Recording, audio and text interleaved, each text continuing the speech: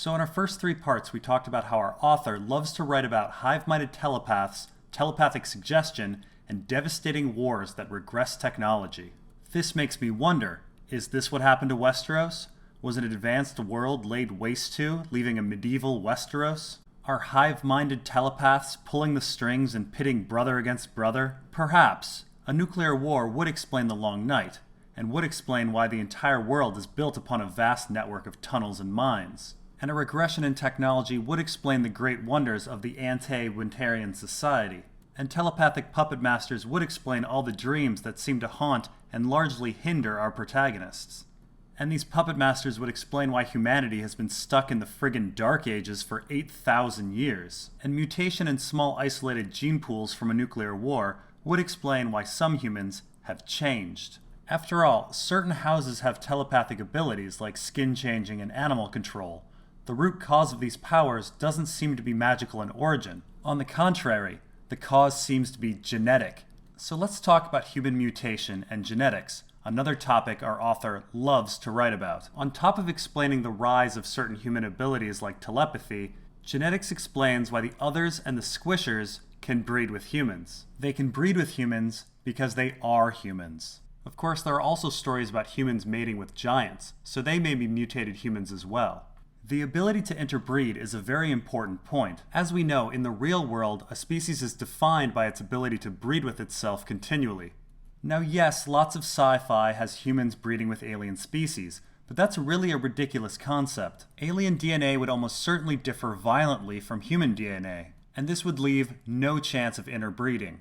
And our author has been very careful in his stories not to have this happen. In none of the stories that I've come across do aliens reproduce with humans. In fact, the idea that certain monsters are actually genetically human because they can breed with humans is a huge plot point in several of our author's stories. This includes Dark Dark Were the Tunnels, In the House of the Worm, and Dying of the Light. I've heard the term not man. It's common parlance on a lot of worlds, but it means human stock that's been mutated so it can no longer interbreed with the basic. The Prometheans have been careful to avoid that. So by our author's definition, the others and the squishers are not men. They can breed with the basic. Squishers steal women for breeding, and the Night's King took an other as a wife. The wives of Craster call the others Craster's sons, implying that they're somehow related to Craster, a human. Now it's uncertain whether the others are birthed from human-other mating, or if humans are simply assimilated into the other club. Either way, it's clear that the others are in fact human. Now let's ask ourselves, why do the others and the squishers steal people? Stealing people must mean that the others and the squishers have difficulty reproducing on their own. This problem has appeared before in our author's work. Too many people died, our genetic pool was terribly small and not too diverse. The colony had never had a lot of racial diversity to begin with.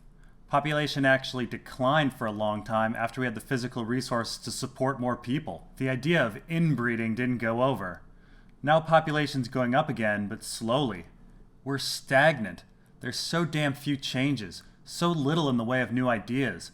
We need fresh viewpoints, fresh genetic stock. We need the stimulation of contact with a foreign culture. That's from Dark Dark Were the Tunnels, where an isolated human lunar colony with too small a gene pool tries to locate a human Terran colony to better itself. The colony seems to be suffering from something called an inbreeding depression, which can lead to low fertility and a population bottleneck. Could it be that the others are also suffering from too small of a gene pool? Are they suffering from an inbreeding depression and low fertility? Is that why they seek outsiders to refresh it? Is that why they steal people?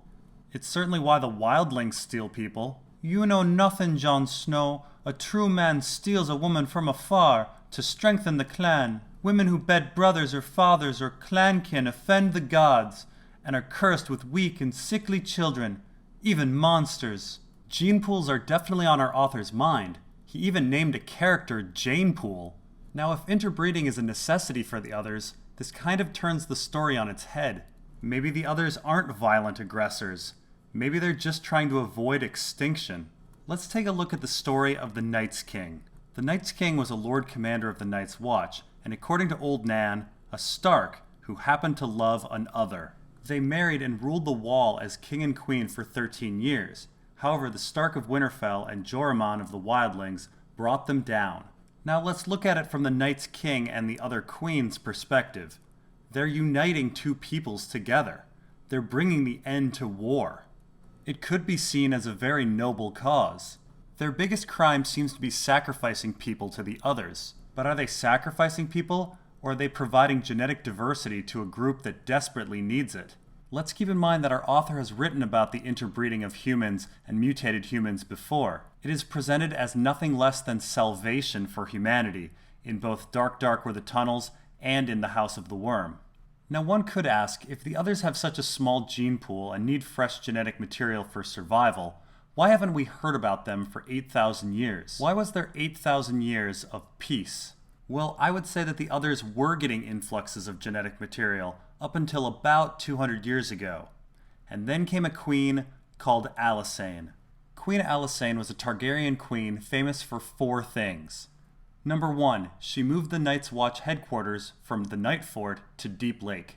2, she gave the New Gift lands to the Night's Watch. 3, Snowgate was renamed to Queensgate in her honor. And 4, she ended the Lord's right to the First Night. Now, how are these 4 things related? Well, let's talk about the New Gift for a moment. While staying at Queen's Crown in the New Gift, Bran and Jon's stories tell us that Alysanne stayed in the lands of the New Gift before heading to the Wall. This is interesting, as the Queen would have had exposure to the small folk of the North and how they lived. She then granted the lands she stayed on to the Night's Watch. Now, that's great for the Night's Watch, but didn't she just take lands from somebody else? The New Gift is of a significant size, and Jojen calls it good land. Somebody must not be very happy about this. The map tells us that the New Gift used to belong to the Mountain Clans and the Umbers. Was she punishing them for some reason? And now let's take a look at this quote from Roose Bolton. The Maesters will tell you that King Jaehaerys abolished the Lord's right to the First Night to appease his shrewish queen. But where the old gods rule, old customs linger. The Umbers keep the First Night too, deny it as they may. Certain of the Mountain Clans as well, and on Skagos. So now the story becomes clear. The Queen stayed with either Mountain Clan or Umber smallfolk, and then took those lands away from the Umbers or the Mountain Clans and gave them to the Watch. She then took away the ancient right of the Umbers and the Mountain Clans to bang their vassals' wives. Now interestingly, Roose says that the Umbers, Mountain Clans, Skagosi, and Boltons still practice the right of the First Night, the houses just south of the Wall. The Wildlings don't practice it, and neither do the other Northerners, just the area near the Wall, south of it. But what on earth does banging your vassal's wife have to do with the Wall? Well, I would imagine that a lord banging his vassals' wives would result in a fair number of bastards. We would have some extra little snows running around that no one would want. What to do with these extra snows? Well, as it turns out, in the Nightfort, there's a secret door with a weirwood face. Now this door would be redundant for the Night's Watch. The Nightfort had regular gates and tunnels, so why have this extra door? And why make it look like a weirwood? Why make it look like a god? One enters the mouth to get to the other side of the Wall. So when one uses this door, it looks like you're being consumed by a god, only to end up on the other side of the Wall. Now being consumed by a god rings of religious sacrifice. And the Night's King was already known for sacrificing people to the others at the Nightfort. Was this door used as a way to give babies to the others? It would certainly make sense. Because of the Lord's right to the First Night, a bunch of small folk would have bastards that they didn't really want. From the south side of the Wall, it would look like they were giving their children to the old gods. In reality, their baby would appear on the other side of the Wall to be picked up by the others. Is this what was happening at the Nightfort? Is this what was happening at Snowgate? Or should it be called Bastard's Gate? Alysanne's actions now seem pretty logical. She shut down the Lord's right to the First Night. She took those small folk away from Mountain Clan and Umber control. And she moved the Night's Watch out of the Nightfort. It seems Alysanne's reforms were about ending sacrificing to the others. Of course, we find out that sacrificing to the others is still going on with Craster, and the practice was condoned by the Lord Commander. However, Craster's gifts are poisoned, as he's giving the others the most inbred stock available. This may be why Lord Commander Mormont was okay with Craster sacrificing to the others. The two of them were trying to destroy the others genetically. Genetic genocide. Now before we leave the topic of genetics, we need to talk about the Theta Hypothesis. Previously, I talked at length about the Hruungans and other similar hive-minded telepaths that are at odds with humanity. I theorized that the Hruungans, or some Hruungan archetype with malicious telepathy and nuclear weapons, made the world the way it is. However, I will say there is another equally devastating reason for the world being the way it is that our author loves to write about. Now you may be wondering how humanity was able to match the Hruungans in war, with the Hruungans having mind control, false visions, nuclear weapons, and slave races. Well, humanity fought back with something just as powerful and devastating.